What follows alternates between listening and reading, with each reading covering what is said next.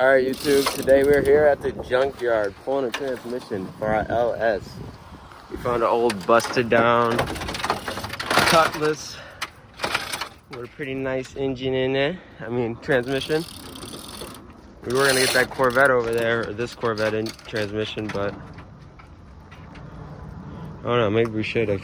I don't know. It'd be alright. But yeah. Down here working. Got a few bolts off already.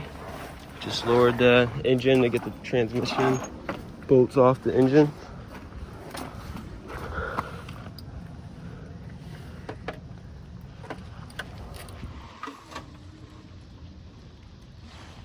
What are you doing?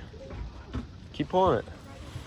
Yeah, we did it. We got our transmission. Might even buy this engine. We gotta see. We gonna.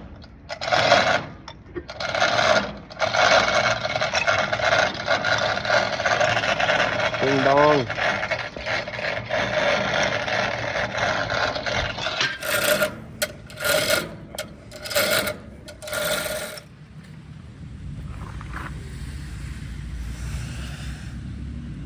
Successfully picked up the transmission.